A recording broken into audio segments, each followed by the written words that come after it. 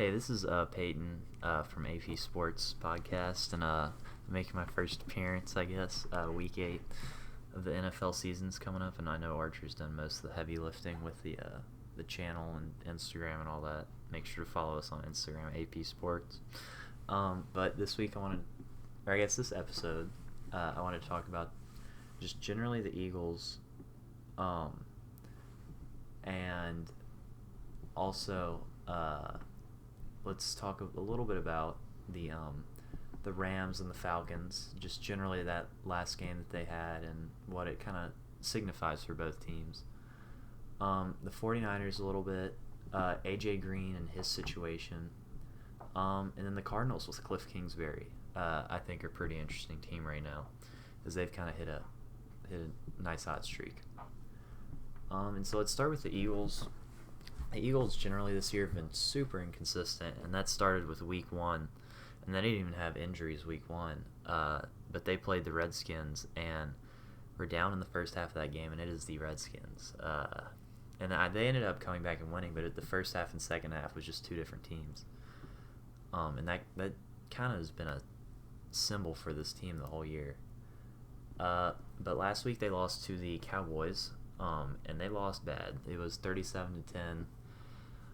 Carson Wentz had 2 fumbles. The defense in the secondary especially was really, really poor. And the Eagles season is just, they've lost a lot of close games. They lost to the Falcons on that final play by Julio Jones, 20-24. The Lions won by 3 against them, 27-24. They beat the Packers, a really good team, with only 1 loss, and that 1 loss is to the Eagles, of course. They beat the Jets 31-6, but that was with their third-string quarterback, so I'm not going to give that much value. And the last 2 weeks, they've gotten stomped for 37+. The Vikings had 38, and the Cowboys had 37. Now, I think Carson Wentz is a great quarterback, and that's the reason they extended him, obviously, this summer. And I don't see that changing, but the receivers are changing. There are constant injuries.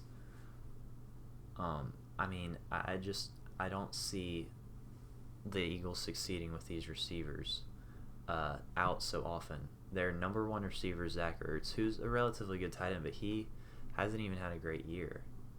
And Nelson Aguilar, their projected 3rd or 4th string receiver, is their 2nd highest receiver right now because Alshon Jeffrey has been injured. Deshaun Jackson only played that 1 game against the Redskins, and just generally the teams have lots of injury, and it's hard for a quarterback to stay on top of his receivers when there are that many injuries. And so just because the Eagles are inconsistent, in my opinion, I think they still have a great shot at making the playoffs. They're only a game and a half down to the Cowboys in the division. But I see them bouncing back. Maybe not this next week against the Bills, but I feel like the Eagles' issue is in the secondary, and I don't think Josh Allen's a great quarterback. But I could really see the Eagles upsetting the Bills. Once again, it's just the inconsistency. And so the strength of this team is the defensive line, with Fletcher Cox and Brandon Graham, of course. The linebacking core is not great, and the secondary is probably the worst in the NFL. And I do think the offense is actually relatively above average when they get going. Carson Wentz is, as I said, a great quarterback. And if they're going to turn the ball over, this team will not succeed like they did against Cowboys. And I say that because this defense can't hold up. The defense, too many points are going to get scored if you turn the ball over. And the Eagles' secondary is 27th in pass defense, passing yards allowed. And that was including a game with Luke Falk, the Jets' third-string quarterback, did just about nothing against them. So those stats are skewed, and they're still a very, very bad passing defense statistically. And I mean, with the Eagles, they've got a tough schedule, a really tough schedule.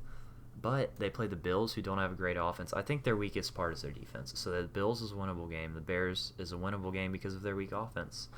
And then, of course, the next week they play the Patriots. But I could see them ending with a winning record if they kind of bring it all together at the end of the season. And I just think that that's a really interesting team to look at, whether for good or bad, because, and I mean, they are a good team. They beat the Packers, and I don't know. If they can find a groove, I can see them being really successful. So the two other teams I wanted to talk about, I guess they played last week is why I kind of grouped them together. But that would be the Rams and the Falcons. And so with that game, it's kind of an odd game. Like, it's not one of those games, of course, that you want to watch, but it just is, I guess. But you see, I think that the Falcons' defense is just too bad to compete this year. I mean, allowing 37 to the Rams that have struggled these last couple weeks is, and a lot of people were saying the Rams, Jared Goff looks terrible. The Rams' offense is like done or whatever after they played the 49ers, and I mean, I feel like people are blowing that out of proportion. I feel like this offense is a good offense. I just think the Rams' defense is better. And I just think it's a maturity thing from Jared Goff. And it's not like they were able to get the ground game going. And 7 points does not look good, obviously, but honestly, I don't think he just looked a little shaken up in the highlights, and he just did not seem to be himself. But people are forgetting that the week before that 49ers game, they played the Seahawks and only lost by 1. And probably should have won that game if Greg Zuerlein didn't miss that kick. And this Falcons game, the Rams' offense kind of started to click again. But definitely getting to the Falcons, I don't think it's a case of the Rams' offense being elite when they score 37. I think it's more of the Falcons just being a bad team, turning the ball over. Everything's going downhill for them. They could. Over the last 2 years, I'd say. They had a lot of injuries in the secondary and linebacking core last year, including Keanu Neal and Deion Jones. But this year, those guys are healthy, but Desmond Trufant's been dealing with a toe injury, their star corner, and they've allowed more than 20 points each game this year, and that's including a 53 bomb by the Texans. So that's not good for the defense. And on offense, Matt Ryan can't stop turning over the ball. I think he has a pick in every game. And at this point, if I'm the Falcons, you have to consider blowing everything up because Matt Ryan's hurt. Okay, I know it's not a bad injury, but like at some point you just have to invest in new players because the players they have right now and the coaching staff obviously is not working. Dan Quinn, he's a defensive coach with a bad defense. Now, I don't think it's entirely his fault that these guys aren't playing well, but the reason the Patriots are so good is because they play with the next man up mentality. And you see that in a lot of these receivers they have, like Jacoby Myers and Philip Dorsett. Although I know he expected playing time, he still has looked relatively good. And he just can't motivate the guys coming up. It's like they think that they're worse than who they're playing, and maybe they are, but you should never have that mindset.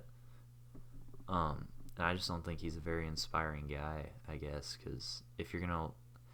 I feel like at some point there'd be a close game and he would, like, fire him up. Now, they did only allow 20 points against the Eagles, but that was in week 2. And these injuries you can't really control. And then also, the reason Matt Ryan has not looked good, I honestly don't think it's his fault. The Falcons have had an issue with the offensive line the last couple of years.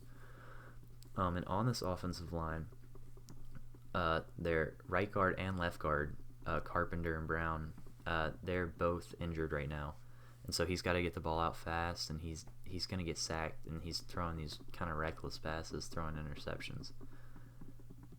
And honestly, I think with the defense, the injuries, it's either an issue of chemistry and they just need to gel better, or they also need a leader in the locker room. I don't think Julio is very vocal. I can see Matt Ryan being vocal, but I feel like it's hard to be vocal and mad at the defense, I guess, when you're the guy throwing picks and leaving them on the field the whole time.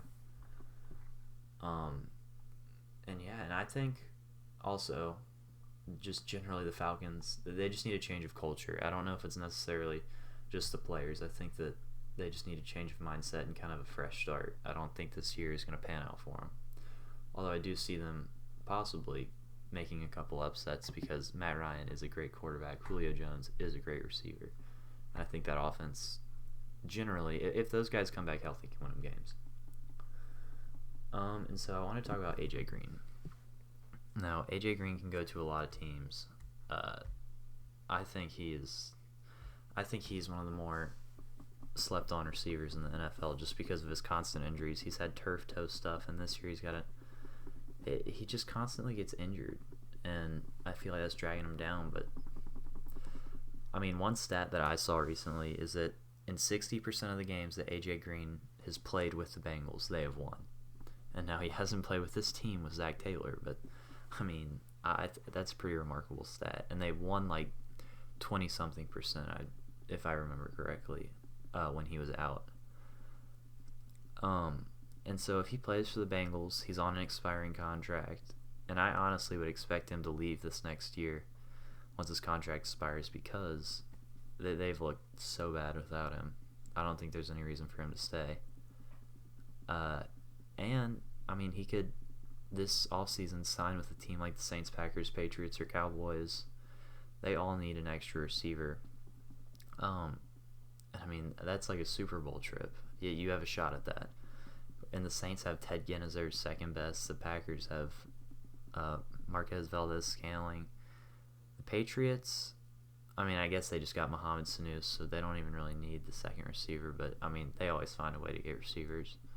And the Cowboys, I mean, honestly, you might just want to see what Dak Prescott looks like with someone that isn't Tavon Austin and Randall Cobb dropping passes. And so I think that the Bengals coach, Zach Taylor, now he said this about A.J. Green. He said that there's no way that they will trade him, but the Jaguars coach, Doug Marrone, said the exact same thing about Jalen Ramsey, and look at where he is now with the Rams. So I think it's very likely that the Bengals are going to try and get as much out of him as they can because there's not much hope this season. I don't think he can salvage their season alone.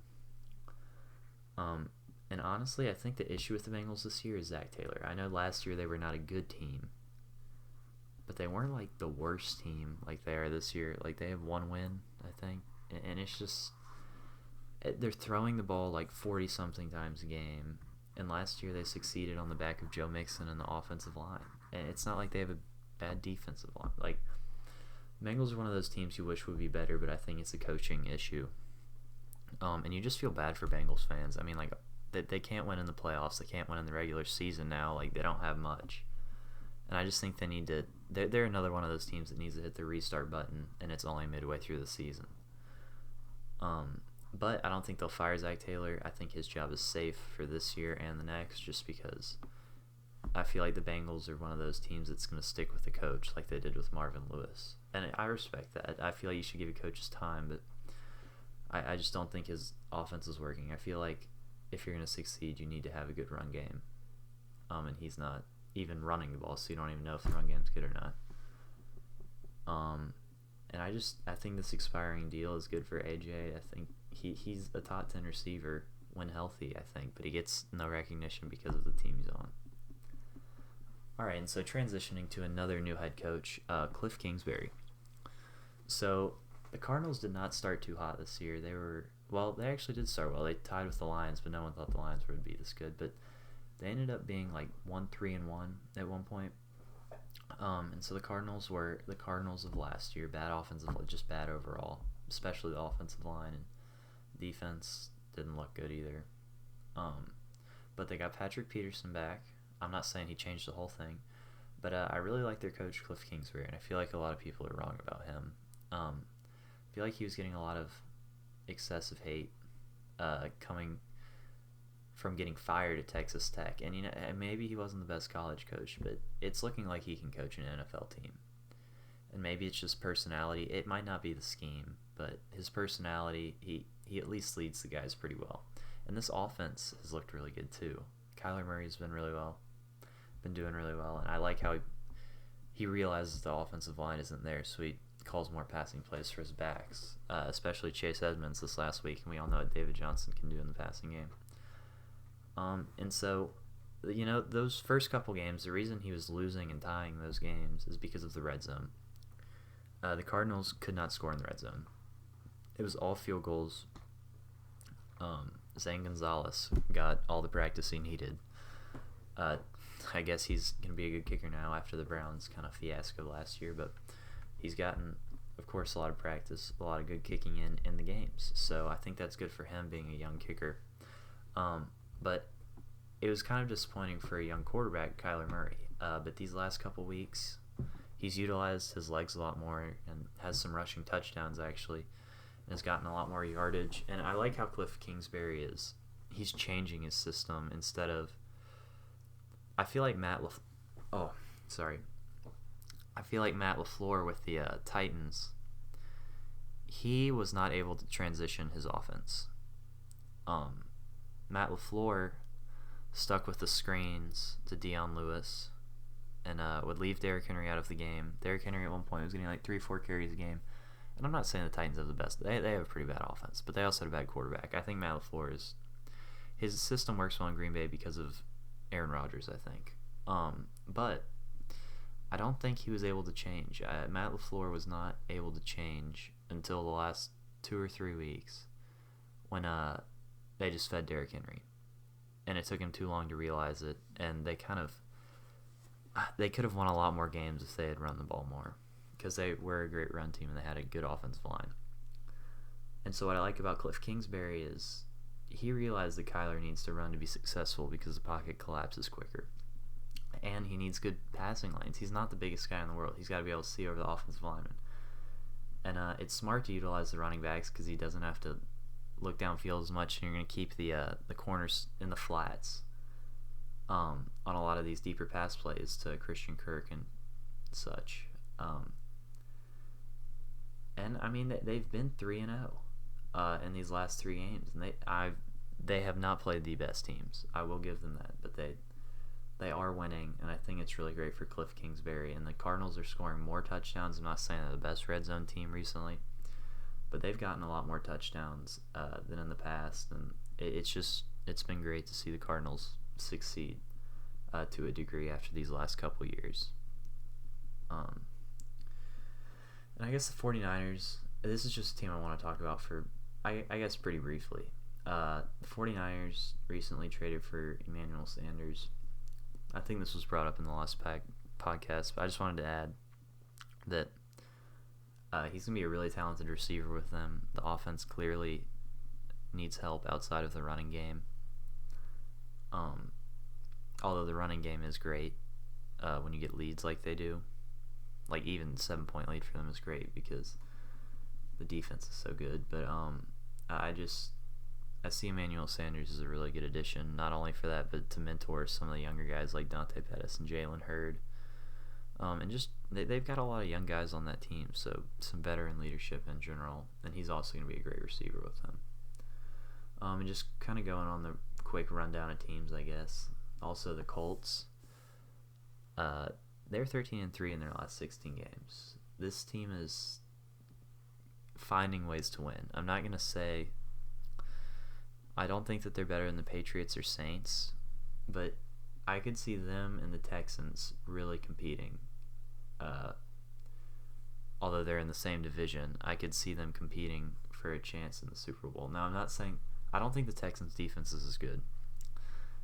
And I like Frank Reich's ability to change game plans and their defense's ability to change. And I fluent offenses and defenses that see what's going on instead of just sticking with what they've got, I feel like are going to be better than a stagnant one that wants to stick to what it has. And I'm not saying lose your identity or anything like that, but the Patriots, they constantly switch schemes on defense and change out receivers, and you never know who Brady's going to throw to. I'm not saying you have to change everything, but it's nice to know that you can adjust and practice for adjustments, and I think that's what the Colts do.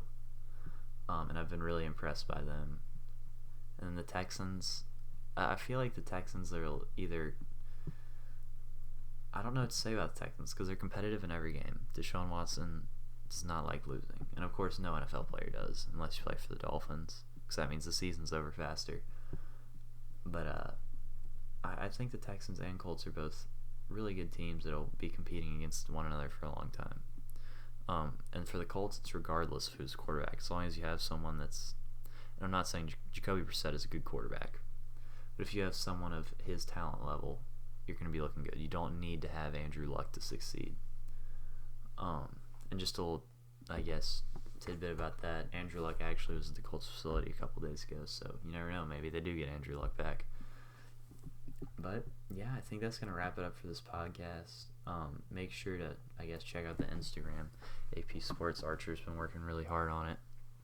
And yeah, I guess just leave what you think about this in the comments below, and I'll be looking forward to talking to you guys next time. Also, let me know if you want to see an NBA section. I've been watching a lot of those games and the highlights and stuff, and I'm a big Pelicans fan, so it was a little disappointing after the first game, but, you know, it is what it is. But thanks, and see you guys next time.